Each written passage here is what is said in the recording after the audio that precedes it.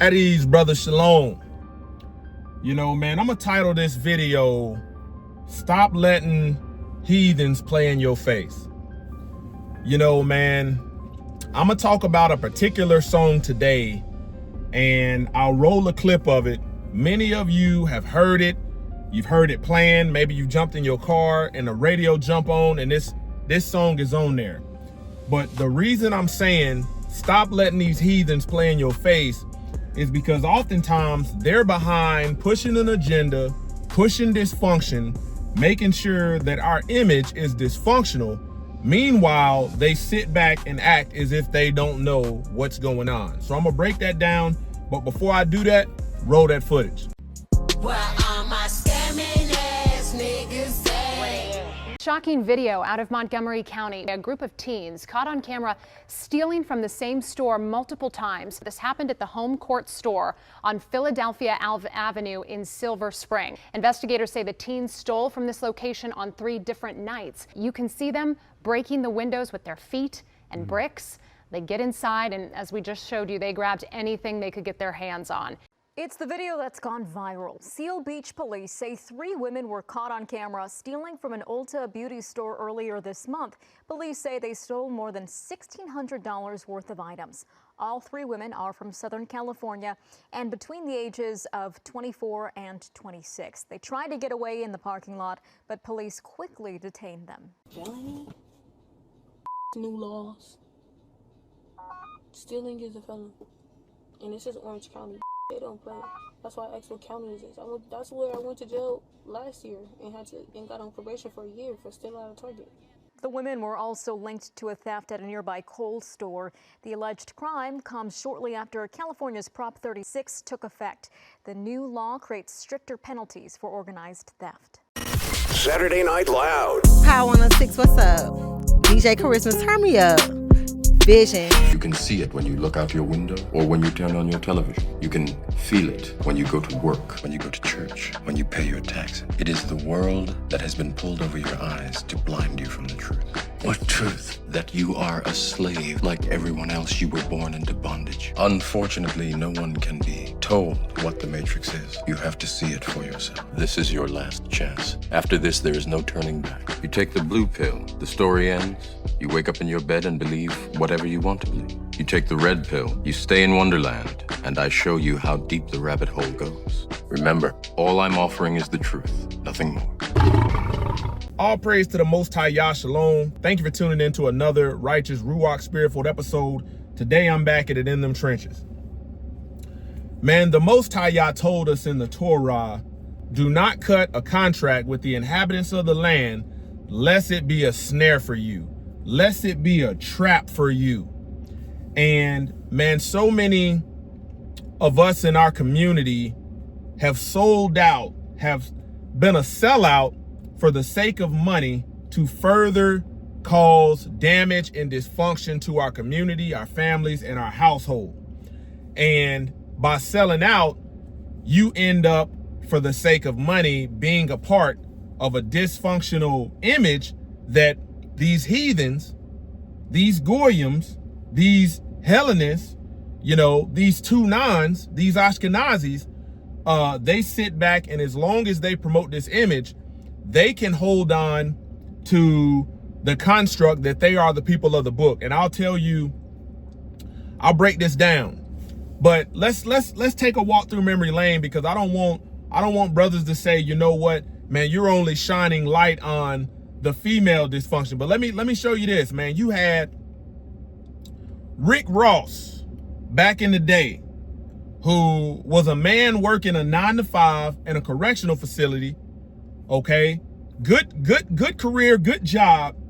But in our community, we got aspirations of being rappers, entertainers, and things like that. So what did he do? Rick Ross promoted being a kingpin, being a drug dealer of heavy weight. Okay, he had the song, They Called Me Big Meech, Larry Hoover. Who's Big Meech? Criminal enterprise.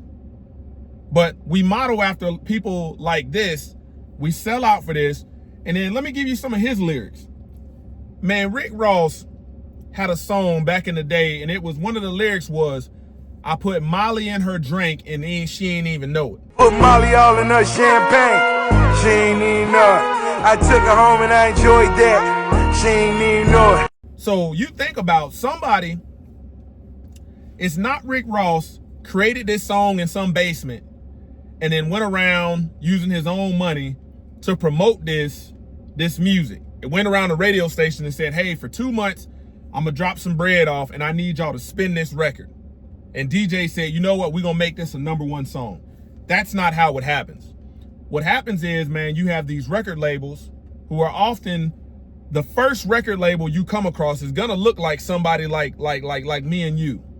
But I'm pointing fingers at the people above these record labels. Oftentimes when you see rappers on a record label, man, it's a sub-label to a major label. And when we look at who are the primary leaders, who is the leadership of these mainstream licensing, distribution, record labels, and who the CEOs are, then I'm gonna point you at the Ashkenazi. Then I'm gonna point you at them that call themselves Jewish. I'm gonna point you at these heathens. I'm gonna point you at these Gentiles. I'm gonna point you at these unbelievers, okay? So right now, when I played that clip, you know, where all my scamming, spin that, where all my boosting that, you know, like, you got to understand, you got a woman or a man out there that's got children in the back seat and they turn that on and your children is in the back seat singing this stuff. And you wonder why they're so financially invested in promoting and backing our foolishness. Like if you're a low functioning individual, they have no problem putting a couple millions behind you to promote this because it'll do so much damage. You got somebody's children in the back seat singing this and mama and daddy talking about don't sing, don't say them cuss words. But the cuss word, the profanity is the least of the problem. The profanity is the least of the problem. And I'm gonna show you today, because that young artist is named, she ain't no young artist. This is a middle-aged black woman. You know, I'm gonna show you who they use to do this and who they get to push this stuff. So, and this is how we sell out. And I'm telling you, the Most High Yah said, do not cut a contract or a covenant with the inhabitants of the land unless it be a snare for you. Now, all of these rappers, man, they talk about, okay, man, I got signed. They gonna advertise, man, you got a $2 million record deal.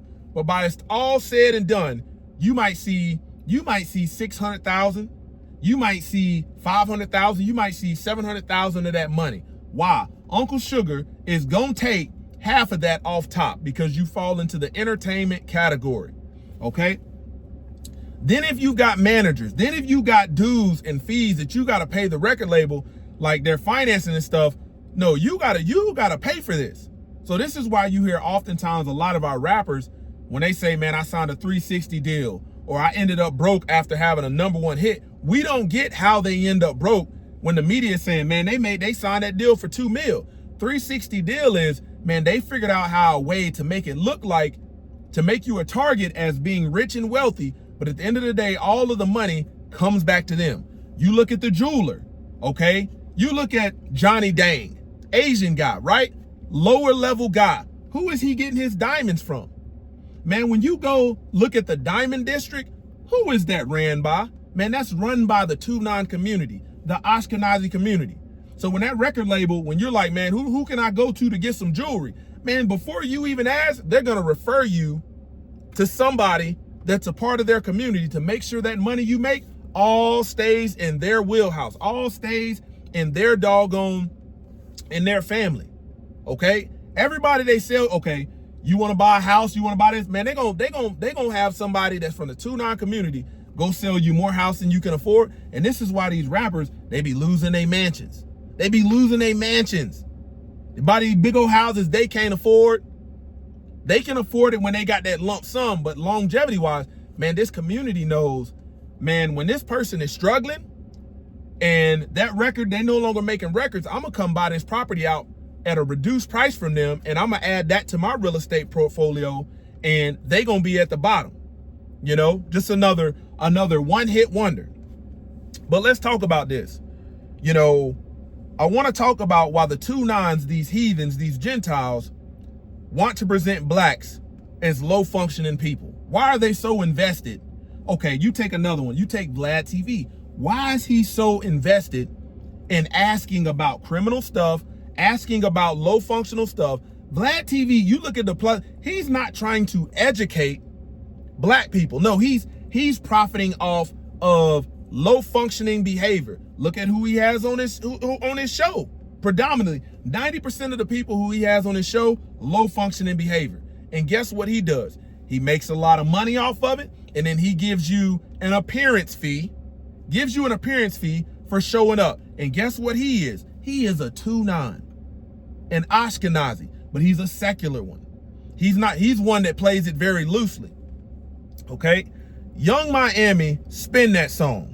32-year-old black female, co-founder of hip-hop duo City Girls. That right there was a whole wave of dysfunctional behavior in the city girl culture, that trend, okay? Raised by a single mother and is currently a single mother of 2 herself. Why did they pick her? Why did they, when they asked, tell us about your family and all of that, they know you grew up out of balance. Chances are your life is going to be out of balance. So who better to promote dysfunction than somebody dysfunctional? She was first signed to Quality Control Music, which was a lower level. When you think about it, it has black founders. But we didn't learn this on our own. But Quality Control Music is owned by Hybe America, a South Korean conglomerate, which is led by CEO, Chief Executive Officer, Scooter Braun, who is Jewish. 2-9 community, okay? Now, currently, Young Miami is an independent artist, but has a licensing deal with Universal Music Group, whose top leadership is Jewish. Universal Music Group CEO is Sir Lucian Grange, Jewish. So you got to understand, that's where I told you, man, we're not out here shopping our music around, putting our own money up behind it. No, somebody else is funding this. And it's the 2-9 community. But here's the problem. When that becomes our image, when that becomes the representation of our community, they sit back and criticize it as if they didn't have nothing to do with it. Okay? Take back, you got Jagged Edge. Jagged Edge had a song called Let's Get Married. That was a good message. That was a good message promoting marriage. But when you look at their whole catalog, the rest of their catalog is sexually provocative music that's not promoting righteousness.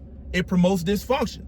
Only problem is, these labels, they might let you slip something in that's got a little bit of truth to it, that's got a positive message. But the body of work, it has to be dysfunction if you want to get a check from them. And here's where we sell out. We say, well, we want to get a check from them, and we go out and say, well, let's write some old nasty, freak, vulgar music. Okay? You look at the Sexy Reds. Another thing, you look at a lot of these rappers, a lot of these male rappers promoting foolish. You had the little dudes, Throat Baby,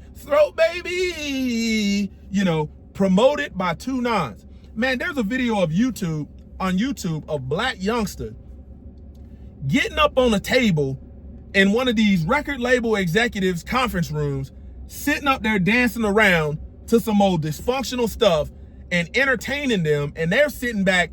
They're not sitting back saying, man, this dude is.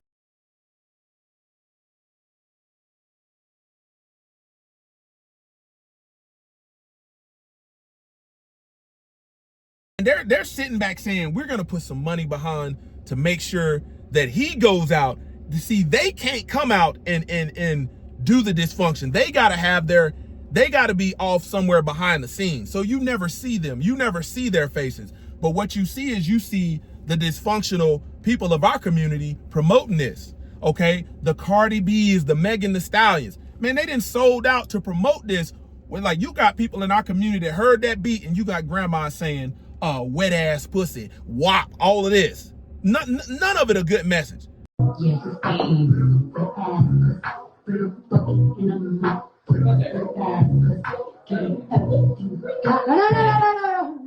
5-year-old, 6 years, can't even say their ABCs, but can promote this dysfunction.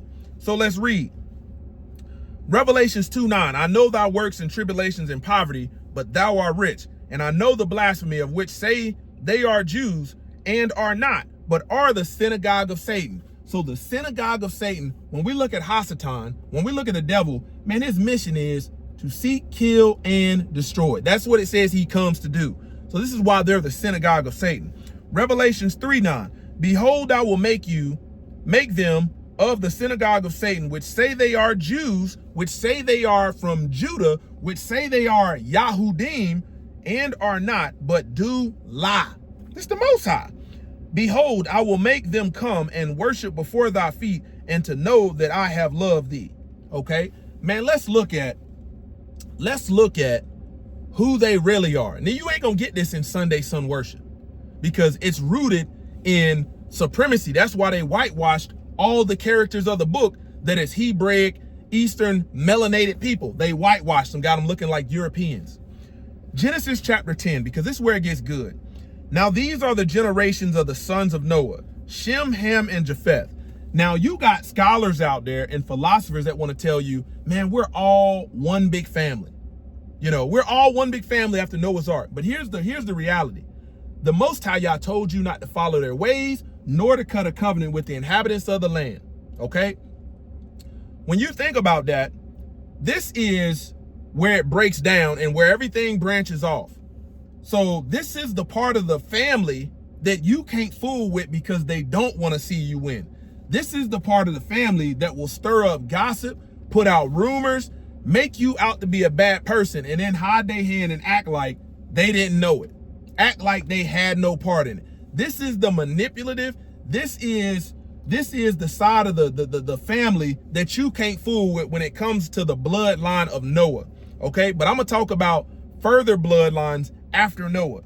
Now, these are the generations of the sons of Noah, Shem, Ham, and Japheth, and unto them were sons born after the flood.